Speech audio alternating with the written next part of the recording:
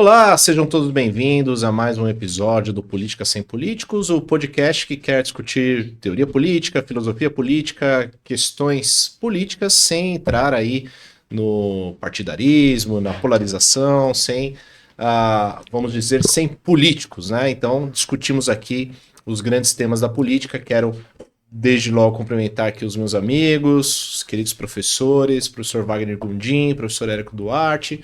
Como vocês sabem, meu nome é Bruno Lorenzini, sou professor de Ciência Política, assim como os meus companheiros aqui de bancada. E hoje mais um tema que tem surgido com alguma frequência nos debates, não só acadêmicos, mas debates aí da política, dos jornais, das aulas de direito constitucional, de ciência política, que é o tema da democracia militante, que parece um tema contemporâneo, né? Parece um tema do noticiário recente, mas na verdade é um tema antigo, é uma ideia antiga e que foi tratada por um professor de direito constitucional muito importante chamado Karl Loewenstein, num artigo que acabou ficando seminal, clássico, que exatamente tem o nome da democracia militante, e que ele abordava ali a época da ascensão dos regimes políticos fascistas, enfim.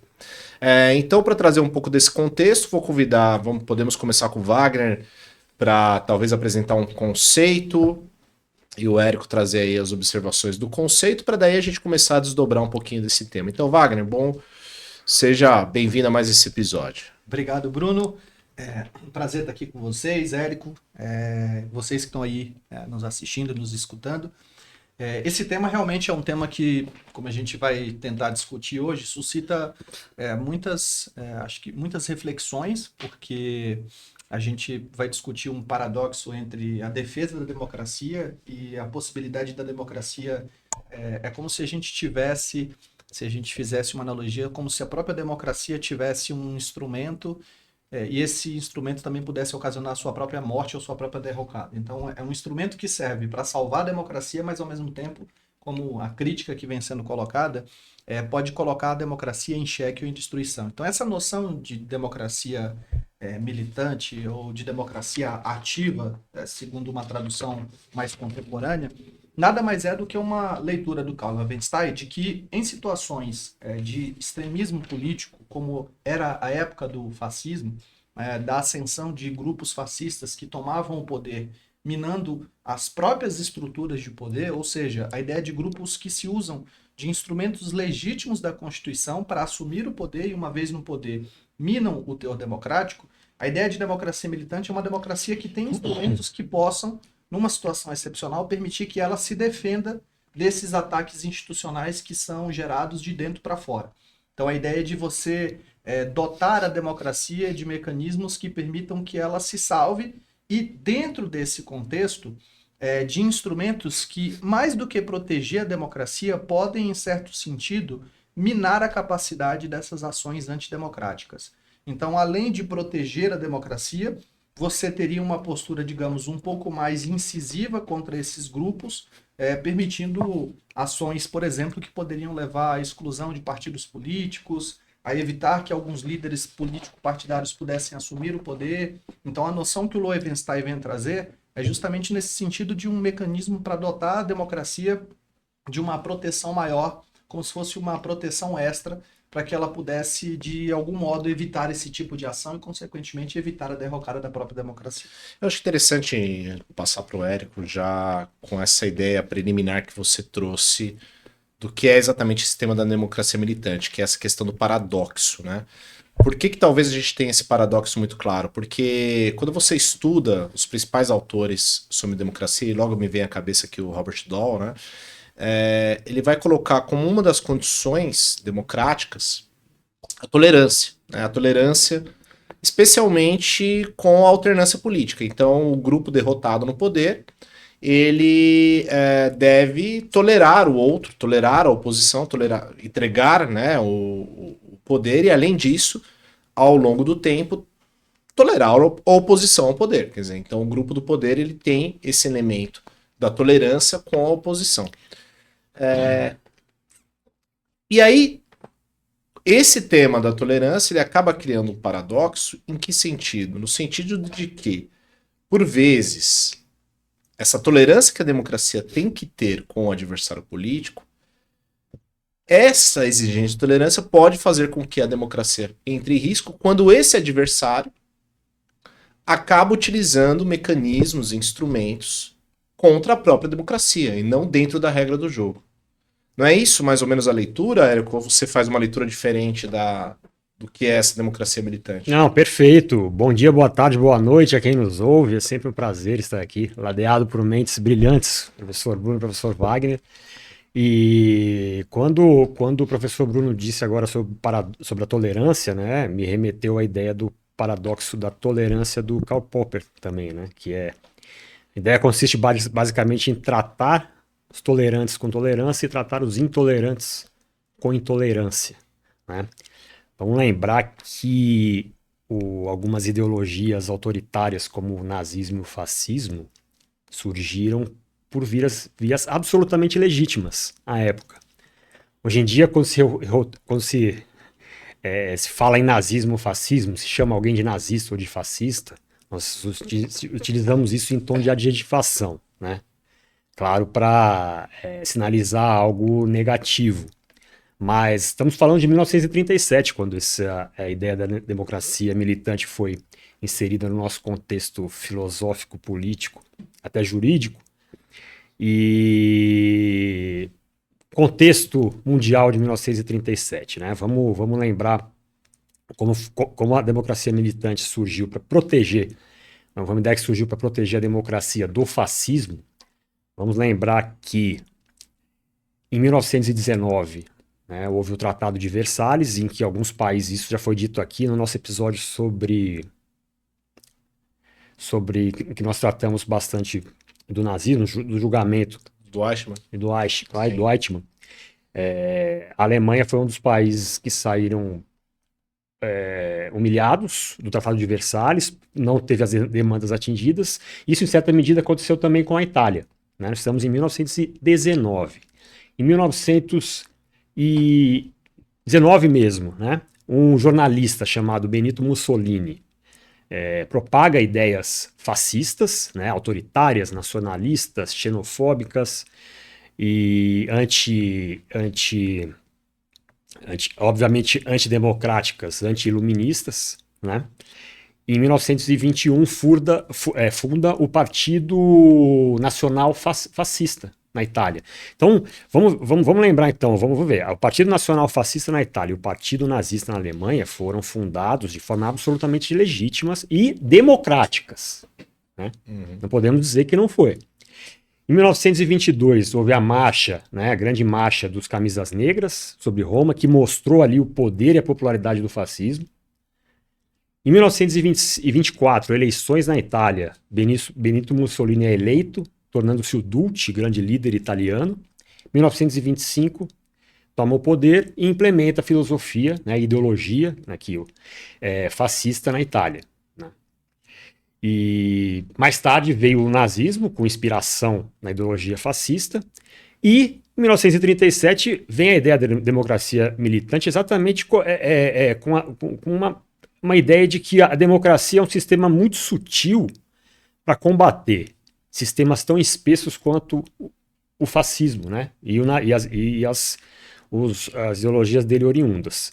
Então o paradoxo é esse, né? Porque são ideias autoritárias implementadas dentro da democracia, né? Que é um sistema foi fundado exatamente para afastar a ideia do autoritarismo, mas que seriam necessárias para proteger a própria substância democrática. Só um adendo também que eu acho que é interessante é que quando o Loewenstein ele apresenta a teoria da democracia militante, ele faz questão de deixar claro que o nazismo e o fascismo eles não são apenas ideologias, eles são técnicas de poder, técnicas de política. E isso importa porque quando ele traz a noção da democracia militante, ele está dizendo o seguinte, olha, não é apenas uma questão ideológica, não é uma questão apenas de livre manifestação do pensamento. É uma técnica política, tanto que existe um método do fascismo e do nazismo. Existem articulações que vão resultar naquilo que o nazismo e o fascismo querem implementar. Então, o Loewenstein vai dizer o seguinte, olha, já que o nazismo e o fascismo, que são, digamos, o extremo da política, eles são técnicas para a captura do poder, nós precisamos resguardar a democracia para que a democracia não vire apenas uma letra morta, para que a democracia não vire apenas uma forma. Então a ideia seria dotar a democracia de instrumentos para que, em último caso, de forma excepcional, por previsões que devem estar em tese positivadas na própria Constituição, essa técnica política ou essa estratégia ou esse instrumento de captura do poder não possa se sobressair e aí destruir ou abalar com a própria democracia.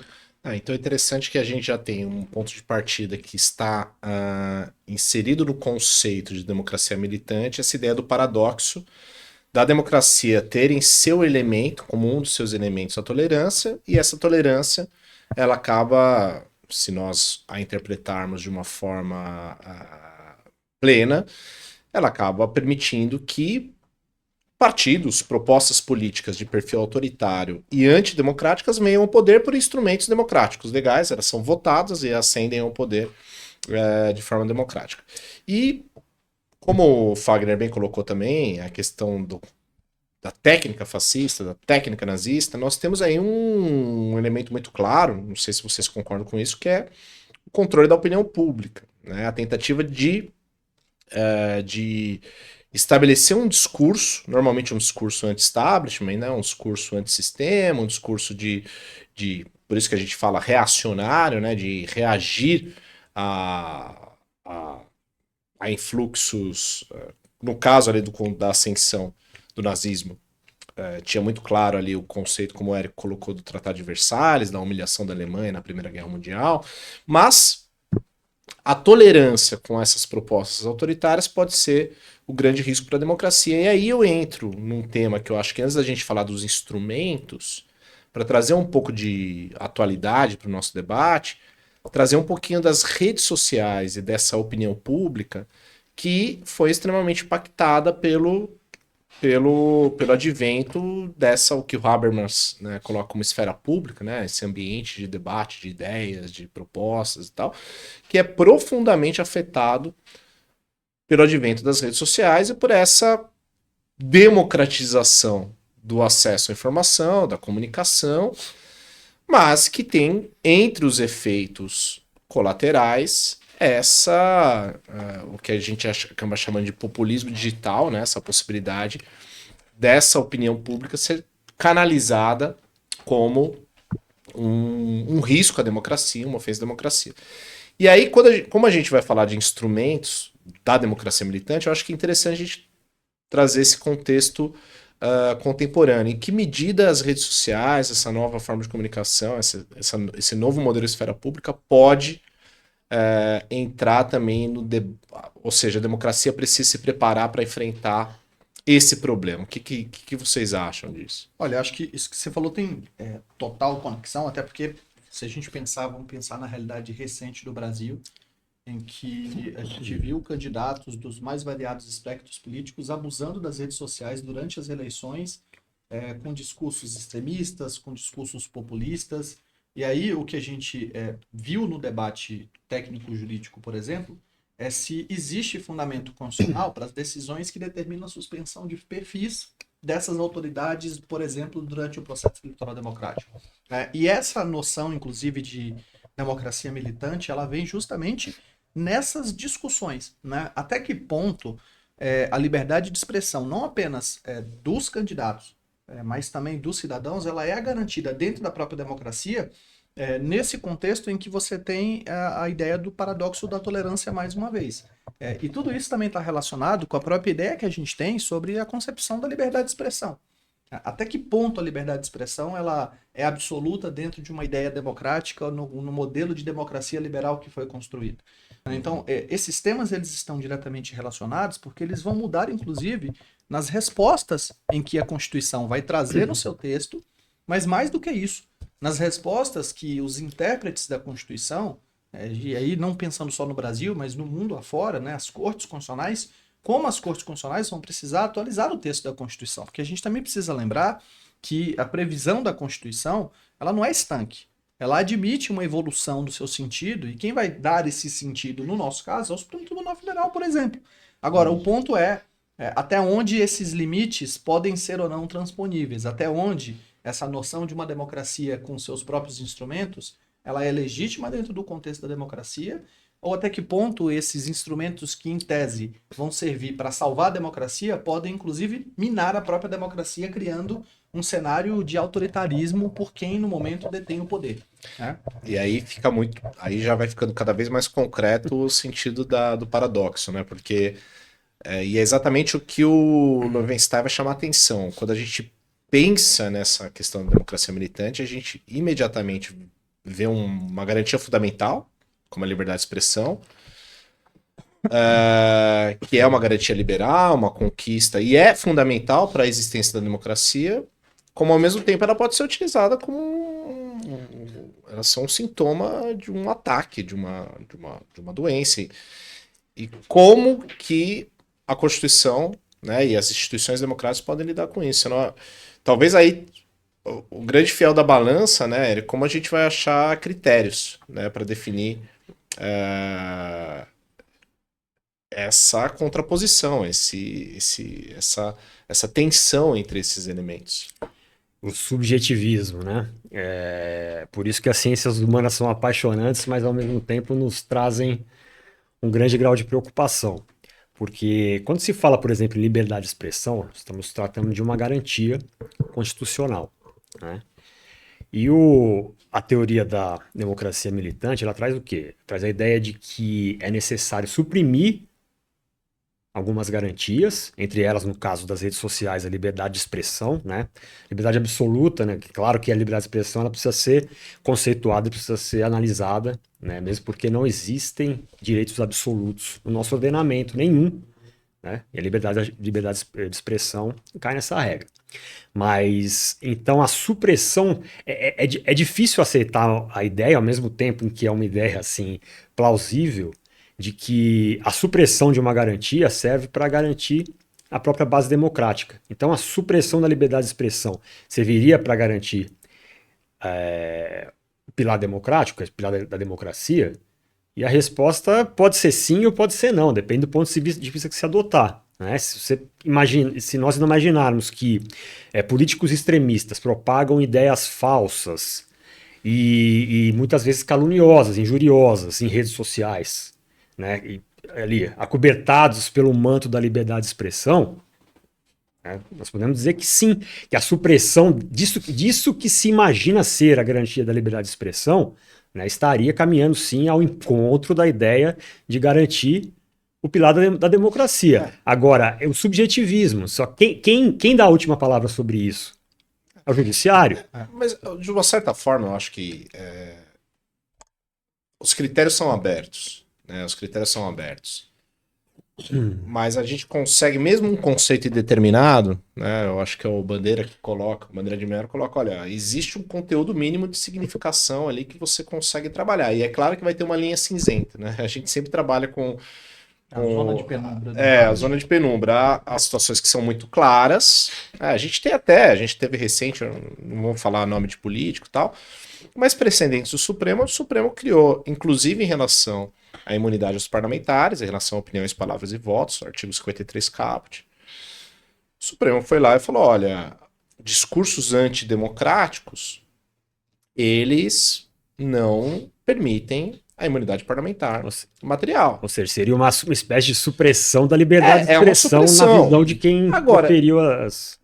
É uma supressão, mas isso não é nenhuma novidade. Eu acho que o ponto é o Supremo, e isso mesmo antes desse nosso cenário político já totalmente maluco, né? Assim, a gente já tem posicionamentos clássicos, né, do Supremo Tribunal Federal relativizando direitos, porque realmente não há direitos absolutos, né? Então a própria imunidade material sempre foi pensada, não é o cheque em branco. Você tem que ter uma pertinência com a função parlamentar, você tem... Então, assim, aí eu acho que, como o Érico colocou, a gente entra numa zona cinzenta, a gente entra enfim, casos claros, onde vai lá uma pessoa, um usuário de rede social e defende que propaga uma fake news, ou defende que devemos ter um golpe militar, alguma situação. E situações onde realmente cai no campo da crítica, no campo... E aí a gente precisa ter alguém julgando isso, avaliando esses critérios, o judiciário existe também para isso. Agora, o ponto central, e aí que para mim eu acho que a gente tem que entender na democracia militante, é que embora a gente, e aqui vamos falar um pouquinho de instrumento, embora a gente defenda, ou quer dizer, a gente está aqui falando que a democracia deve ter mecanismos, instrumentos de proteção, de autoproteção, um sistema imunológico aí. Quais são os instrumentos, em que medida eles podem ser utilizados? E aí, para mim, um ponto de partida, e o próprio Loewenstein vai colocar, existe uma defesa ativa da Constituição, uma defesa ativa da democracia, que precisa ser implementada pela própria Constituição. Exatamente. Então, e aí que eu acho que reside a diferença que alguém pode, em algum momento, falar, então a democracia militante é um tipo de autoritarismo, é um tipo de você dar poderes excessivos a uma instituição, que seja a Corte Constitucional, que seja para defender a democracia. Isso nada mais é do que uma ditadura, do que um autoritarismo. Na verdade, o que a gente precisa colocar é que a ditadura, um autoritarismo, ele exerce o poder sem limites, com base na concentração do poder político, inclusive por intermédio de ferramentas populistas, de ferramentas concretas, militarismo, enfim. Aqui a gente está falando da própria Constituição criando mecanismos de salvaguarda. E se a gente parar para pensar, Bruno, é interessante que depois da tese da democracia militante do Loewenstein, da formação da própria ideia de democracia liberal, as constituições naturalmente foram inserindo esses mecanismos de proteção. Então, quando a gente fala de democracia militante, por exemplo, eu acho que existem dois tipos de democracia militante se a gente parar para pensar. Existe a democracia militante na estrutura do Loewenstein, que é a ideia da defesa da democracia pela Constituição, pelos instrumentos que a Constituição estabelece, e a discussão que a gente tem hoje no cenário de polarização, que seria uma ideia de democracia militante, digamos 2.0, em que nós estamos discutindo o alcance das limitações da Constituição pelos intérpretes da Constituição.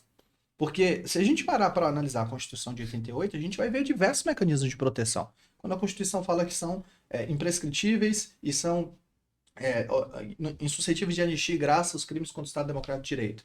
Quando a Constituição fala sobre a questão da responsabilidade no abuso da liberdade de expressão. Então, a própria Constituição, ela já veio, no caso da de 88, mas também em outros momentos constitucionais no Brasil, dotada desses instrumentos que o Loewenstein fala, que ela precisa trazer para, digamos, a gente garantir a regularidade do jogo institucional.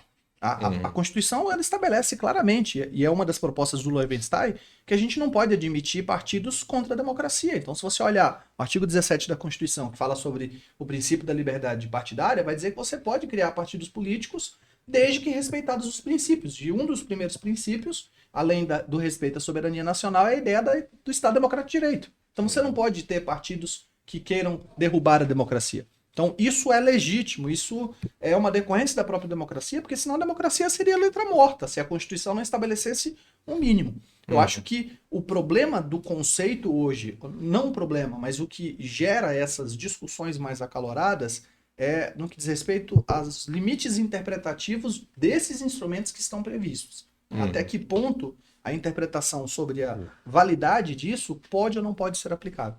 E aí a gente sempre vai entrar de novo no paradoxo, porque quando a gente discute sobretudo a aplicação dessas medidas num cenário de alta polarização, como a gente viveu no Brasil nos últimos anos, a discussão era, tudo bem, vamos imaginar que exista um contexto, mas será que hoje esse mesmo contexto ainda justifica a adoção de uma postura, digamos, militante nesse sentido? Então, o grande paradoxo também é esse. Até que ponto a democracia pode, de forma legítima, se utilizar desses instrumentos de forma reiterada para se defender e até que ponto, como a gente falou, esses instrumentos podem virar um veneno para a própria democracia. A famosa história de que a diferença do remédio para o veneno é a dose, né? Isso aconteceu só, Wagner, acho que é importante citar um exemplo que pode ser trazido é o da Venezuela. A Venezuela, vamos lembrar que o Hugo Chávez sofreu um golpe de Estado atrás e quando ele conseguiu conter aquele golpe de Estado, ele veio trouxe um discurso de que precisamos de mais democracia para combater esse tipo de ameaça ao Estado democrático. E deu no que deu, né? É o problema de todo conceito indeterminado e de alta densidade. Subjetivismo. Eu acho que além do subjetivismo, eu acho que uma questão Primeiro, é claro, quando a gente fala de democracia, eu sempre gosto de diferenciar que existe uma democracia prescritiva, né, uma ideia filosófica de democracia. Talvez a melhor definição é do Lincoln, né? Governo do povo, pelo povo, para o povo, mas que significa muito pouco quando a gente tenta pensar na prática, e que é a prática da ciência política, né? De entender como as democracias realmente funcionam. E aí a gente lida, e aqui nós lidamos com o nosso paradoxo como cientistas políticos, de lidar com uma necessária distância que há entre o ideal e o real. Então, o problema, e aí que me parece que a coisa acaba criando essas contradições e esses riscos, é que muitas vezes alguém faz um discurso pensando num ideal democrático, né, falando, olha, estamos aqui defendendo o interesse do povo, o governo do povo, como se o povo, né, e aí, esse é o ideal, a gente pode pensar abstratamente no povo como uma categoria ideal, abstrata, utópico, povo brasileiro, povo. Mas quando a gente percebe que na prática o povo é algo extremamente plural, em que existem grupos absolutamente distintos, em que existem complexidades práticas e concretas de uma situação como o Brasil, que tem problemas sociais, econômicos. Então, essa tentativa de uniformização de um conceito de povo em uma democracia real, concreta, que tem problemas, isso é o que leva a esse tipo de discurso como, olha, precisamos defender a democracia baseada em categorias que são absolutamente abstratas. E aí vem o risco, né, que a gente está lidando aqui da democracia militante, defender a democracia é fácil em termos teóricos, né? O problema é exatamente como a gente traz soluções concretas, práticas, para esses riscos que nós estamos vendo de, enfim, de militarização, de enfraquecimento das instituições. E aí que entra nessa questão dos instrumentos, né? Quais são os instrumentos? Talvez aí eu acho que essa pergunta a gente pode refletir um pouquinho, né? Quais são os instrumentos que existem, talvez um contexto de riscos da democracia que temos hoje, especialmente num contexto digital, em um contexto... o que podemos pensar como os instrumentos? Acho que nós vamos pensar e vamos chegar em alguma resposta objetiva, né? São várias respostas, mesmo porque são vários tipos de democracia, né? Nós estamos tratando aqui da democracia liberal representativa, né? E partimos do pressuposto de que é o melhor dos mundos, né? Apesar de suas fragilidades, tem que ser defendida, né? A qualquer custo, né? E esse custo é o que acho que tem que ser valorado, né? Mas aí você poderia falar assim, não, então é o povo, né? Que na eleição que vai fazer esse controle, né? Pois é, mas o populista, né? Você vê, a democracia, chamada democracia iliberal hoje, né? Que tem várias diferenças com relação à democracia liberal representativa, ela trata o povo como maioria, como uma maioria. Então a minoria precisa se submeter à maioria, afinal a maioria que me colocou no poder. Isso são ideias que são propagadas assim abertamente, né? Na Hungria, na Rússia, na própria China, em países que de certa forma está consolidada essa democracia iliberal. Mas talvez, vamos imaginar aqui que insistir nas próprias bases da democracia, e eu me refiro à nossa democracia liberal representativa, que é a defesa do pluralismo, do Estado democrático, da liberdade, da igualdade, eleições livres, tripartição de poderes, né, freios e contrapesos, insistir nesse caminho, né, na consolidação dessas bases, ainda que passemos por tempos difíceis, seja o mais plausível. Talvez não seja o mais fácil, nem o mais rápido, mas talvez seja o que a longo prazo sustente a própria base democrática. Eu acho que tem um ponto que talvez, e aí de novo, a gente tem que pensar sempre nos limites do que vai ser objeto de tratamento. Por quê? Eu estava pensando aqui, depois que a gente tem essa onda, especificamente no Brasil, do Supremo falando muita coisa, porque o Legislativo deixou de falar, o Supremo cumprindo função da Constituição, ou seja, cumprindo apenas aquilo que está previsto no texto constitucional e se alegando usurpação de poderes, a gente tem várias propostas hoje, por exemplo, propostas legítimas, que querem modificar sistemas internos, por exemplo, de relacionamento entre os poderes. Propostas de modificar o critério de indicação de ministros do Supremo, propostas para limitar a possibilidade de decisões monocráticas. Prova de controle das decisões do STF, né? O Legislativo discutiu isso. Mas essa é inconstitucional, né? Se a gente parar para pensar em... Mas foi discutido. Eu estou tentando pensar assim. A gente tem propostas legítimas hoje que querem aprimorar o sistema. E qual que é o risco dessa noção, digamos, 2.0 de democracia militante? Já existe, digamos, uma manifestação contrária a propostas, que são propostas legítimas de aprimoramento sob a alegação de que isso vai violar a própria ideia de democracia e da separação dos poderes. Ou seja, o uso da noção da democracia militante como desculpa contra propostas, em tese, legítimas para aprimoramento das instituições e que colocam a gente numa situação extremamente complicada.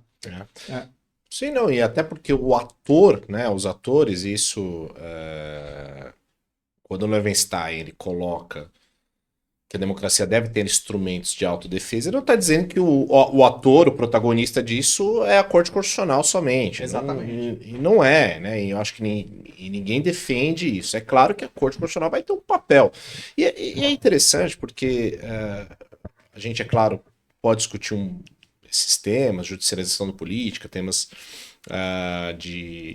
relacionados ao papel do judiciário, mas, rigorosamente falando, o legislativo vai ter o seu papel na democracia militante, o executivo vai ter, o judiciário acaba sendo muito mais invocado porque muitas vezes você tem problemas concretos e a judicialização é realizada, quer dizer, você tem o judiciário sendo procurado para enfrentar essas questões. Exatamente. Agora, como o Wagner bem falou, quando há um debate, né, sobre como essas instituições devem ser compostas, enfim, isso está dentro da regra do jogo. A grande dificuldade é a gente novamente cair na divisão entre do joio e o trigo, né? Quer dizer, quando essas tentativas, porque, por exemplo, uma técnica populista muito clara é você utilizar enfraquecimento institucional. Sim. Né? Você tentar desidratar o outro poder. Desidratar outro poder. Agora, em um contexto, em um ambiente democrático, esse tipo de discussão é plenamente válido. E aí que talvez resida a nossa grande tarefa nessa ideia de democracia militante, que é buscar compreender quando esses instrumentos de salvaguarda eles realmente são um remédio e quando que eles são o veneno. Né? Então, talvez, longe de querer alguém propor alguma fórmula aí, mas os critérios são a grande dificuldade, como sempre. Né? Quando é que a gente separa o joio do trigo. Igual por isso que os temas estão relacionados, né? Se a gente parar para pensar hoje que a gente tem essa noção do constitucionalismo digital, do populismo digital, da desinformação, que inclusive ela é complexa em muitos sentidos, mas, por exemplo, ela é complexa porque a desinformação ela pode violar o princípio fundamental, que é da liberdade de escolha dos representantes. Então, eu estou falando da base constitutiva da democracia. Então, quando você, como eleitor, você recebe uma desinformação que não é apenas uma mentirinha, é uma informação fraudulenta que tem um objetivo específico. No contexto eleitoral, a desinformação eleitoral ela quer mudar a sua opinião a respeito de um candidato e quer fazer com que você escolha determinado candidato. Então, se o pressuposto da democracia, o mais fundamental, é a livre escolha dos representantes, e nós temos hoje um cenário de desinformação que afeta isso, por exemplo, Uma questão que a gente precisa discutir da ideia de democracia militante é que a democracia ela precisa ter instrumentos para lidar com esse tipo de problema. Uhum. E aí, como que a gente vai resolver isso? De novo, a resposta não é novidade, está no Lowenstein. A Constituição precisa estar dotada de instrumentos que, dentro de uma lógica sistêmica, façam sentido a partir da Constituição. Ou seja, muita gente às vezes vai propor ou trazer propostas de modificação da Constituição, de regulação de redes sociais, que são completamente dissonantes do que a Constituição já traz como sistema. Então, a gente tem que lembrar que a Constituição ela não é interpretada em tiras, aos pedaços. Né? O ministro, salvo engano, eu acho que era que falava isso, que a Constituição não se interpreta em tiras. Temática, né? Então, eu acho que esse é o ponto de partida. E para que isso aconteça, a gente precisa retomar o princípio fundamental, que é o princípio da cooperação entre os poderes no Brasil. Porque enquanto a gente tiver legislativo, executivo e judiciário disputando o protagonismo na defesa da democracia, porque não existe herói da democracia, não existe salvador da democracia. Né? Os poderes institucionais da democracia precisam atuar juntos para construir estratégias plurais que respeitem as bases da democracia. E acho que esse é o grande desafio, porque os instrumentos que estão sendo pensados hoje, digamos, para aprimorar a própria resposta da Constituição, como o judiciário lida com algumas questões, como o legislativo lida com algumas questões, elas são propostas setorizadas, como se esses atores eles dominassem ou chamassem para si a responsabilidade de definir o que é a democracia.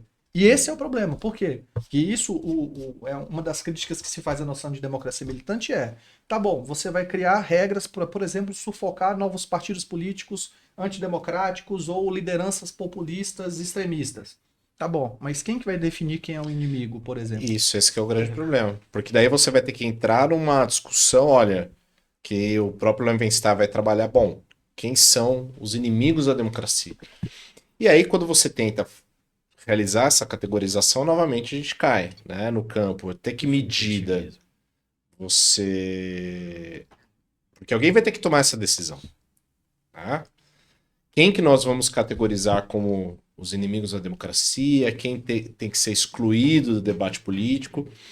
E, novamente, caímos no risco de...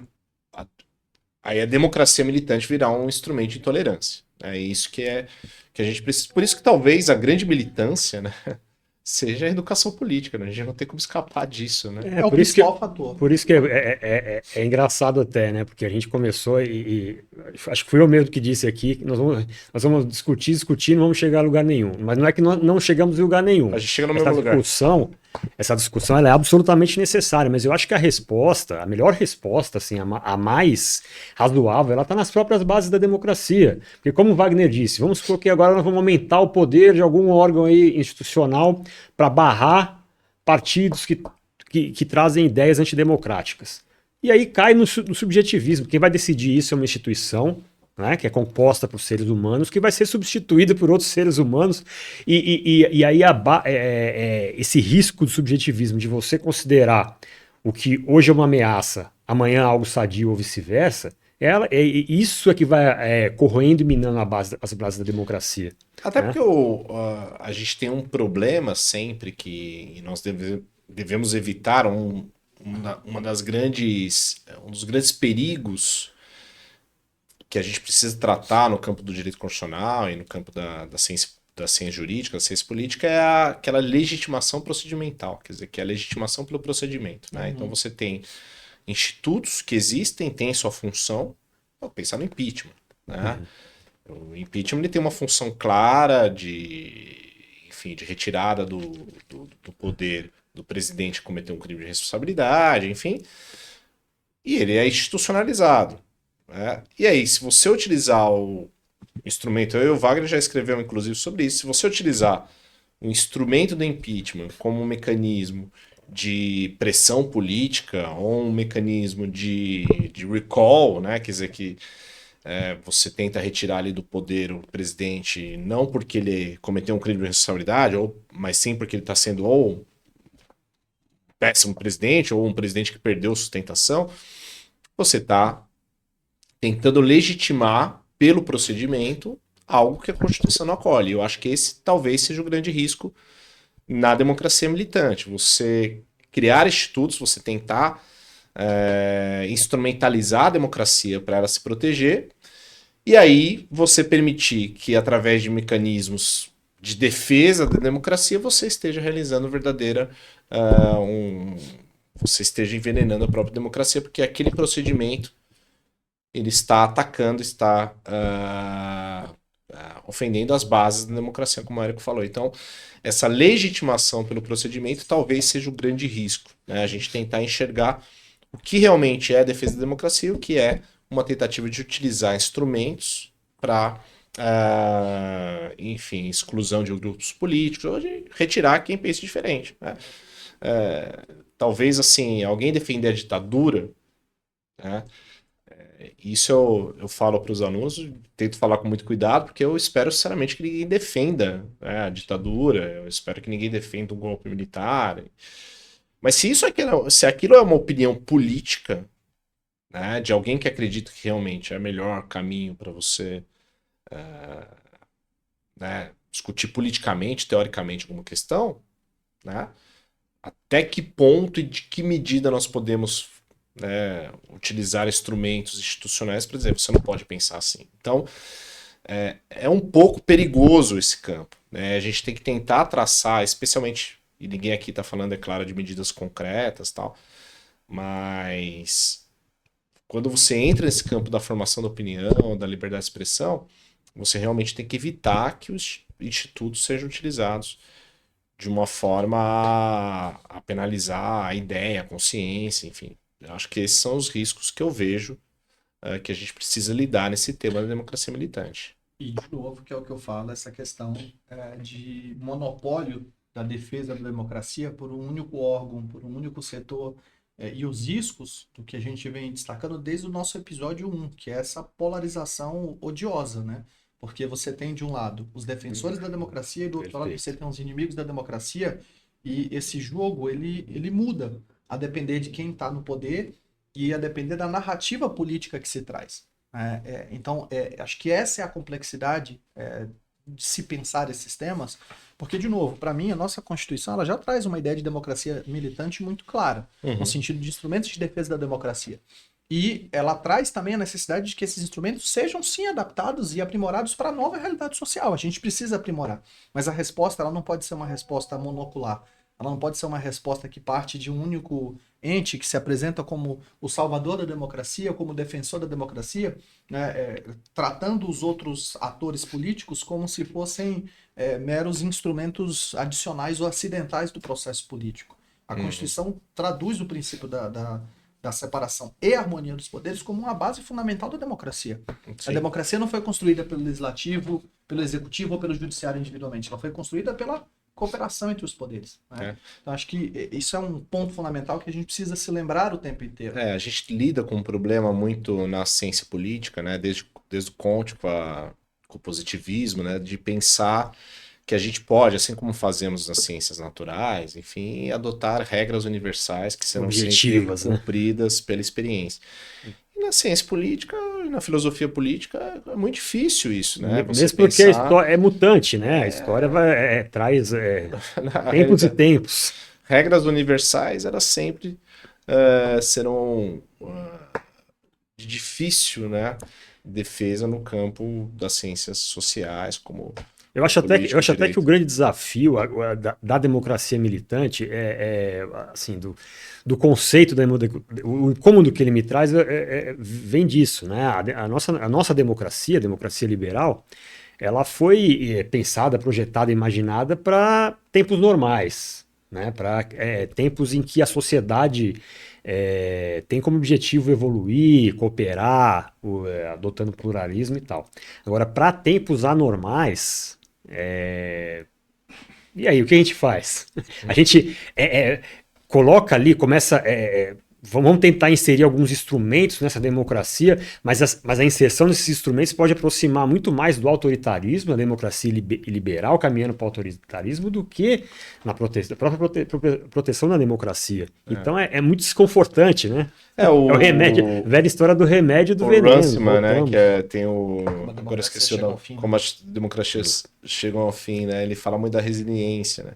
E ele fala um pouco de uma análise dessas crises democráticas como um mecanismo de ondas, né? A gente tem meio um movimento ali pendular, né? Por hora a gente tem esse ambiente mais normalidade, grupos e ambientes de maior tensão. Acho que acredito que no mundo a gente vive hoje um período de discussão democrática, desencantamento, enfim, e o Russell falou, olha, até certo ponto a democracia tem sobrevivido, né? O problema são os limites, até quando que isso é rompido, enfim. Então a gente fica nessa discussão e acho que até o podcast existe por causa desse pêndulo, né? Oscilações. Mas, como o Érico bem falou, né? Chega momentos em que você tem as tensões e aquilo vai ter que ser resolvido de alguma forma. Né? E se for resolvido a gente sempre prefere a forma que seja resolvido que mantenha a democracia, porque é o regime político que a gente entende que é né, a frase mais batida que existe do Churchill, que é o melhor regime político, com exceção de todos os outros. É o pior, né? O pior regime político, com exceção de todos os outros proteitados. Bom, meus amigos, a gente já acho que esgotou bem aqui o tema, abordamos bastante, então abrir aqui para aqueles recados finais, uma sugestão, algum comentário final de vocês. Bom, acho que primeiro o texto de base que a gente usou para discussão, né, que é o texto do Levenstein. Disponível na internet, está disponível para quem quiser. Facilmente. Tem um artigo também que eu vi que está na revista de informação do Senado, que chama Democracia Militante, uma crítica à proposta de defesa da democracia contra suas próprias bases, que vai justamente discutir essa contraposição entre até que... Você tem o autor aí? Não? Tenho. Eu vou colocar também... Esse texto é muito bom porque traz uma crítica muito construtiva. É a Isadora de Oliveira Silva. Eu disponibilizo também na descrição do episódio, eu coloco o link tanto do texto do Levenstein quanto esse. E o tema também já tem sido objeto de algumas teses de doutorado no Brasil, então é um tema que tem suscitado, inclusive academicamente, uma discussão interessante sobre esses limites, né? Inclusive sobre temas que a gente vem discutindo ou que eu apontei. Então, a questão do controle das eleições, a respeito de candidaturas que atentam contra a democracia, a própria ideia de desinformação no contexto eleitoral com uma possibilidade de se excluir candidatos, né? Então, acho que são temas, inclusive, para quem não tem tema de TCC, de mestrado, de doutorado, são temas que suscitam essa dúvida metodológica. Na ordem do dia. Exatamente, acho que é interessante. Mas são esses dois temas. Legal, achei um bate-papo aqui muito rico, muito proveitoso, uma profusão de ideias, né? Poucas conclusões, como as ciências humanas exigem, mas muito raciocínio. E eu gostaria só de deixar o recado aqui para os amigos e amigas que acompanharam, o recado não, uma proposta, né? Um texto de 1937, ele tem que ser lido nos dias de hoje, com os olhos do dia de hoje. Então, ali, quando Lowenstein diz, por exemplo, sobre a proposta de alterações legislativas para evitar a propagação de ideias fascistas, vamos trazer isso para o dia de hoje. Hoje em dia, dificilmente surgem ideias substancialmente fascistas, né, assim, com escopo de inserção no poder. Né? Estou falando de substancialmente fascistas. Então, vamos pensar, hoje em dia, quais são as ameaças à democracia? Naquela época, era o fascismo. Né? Hoje em dia, talvez o iliberalismo, as democracias, o autoritarismo e as características da democracia iliberal. Vamos trazer isso para o dia de hoje. Será que uma solução para proteger a democracia é o ativismo, o que se chama de ativismo judicial? Será que fortalecer poderes do judiciário, né, em detrimento de outros poderes, ali mexendo no balanço dos freios e contrapesos, é a solução? Ou será que trazer essa solução é pernicioso à própria base democrática, porque isso incita uma espécie de autoritarismo de um poder sobre o outro? Então, esse exercício de raciocínio é que é importante. É importante a gente pensar e insisto na minha própria ideia de que as bases da democracia liberal elas estão bem definidas, né? É necessário haver resiliência e defesa dessas próprias bases, do pluralismo, da liberdade, da igualdade, do Estado democrático de direito, da tripartição de poderes, do freios e contrapesos e outros que são muito bem citados. Vamos defendê-los e sermos resilientes em relação a isso e aos tempos difíceis Tempos difíceis. Tempos difíceis, como diria um grande ministro. Muito bem. Bom, e eu quero sugerir para todos os ouvintes, né, que deem aí o feedback, que se quiserem sugerir temas, estamos realmente com a intenção de trazer, né, o debate para vocês e novas ideias, enfim, novos temas para, de uma forma, espero, a mais simples possível, com o discurso mais claro possível para todos. Então, foi um prazer estar com vocês em mais este episódio e peço que sigam aí, curtam, enfim, compartilhem, porque esse é o grande objetivo do podcast. Até a próxima, gente. Até mais, tchau, tchau.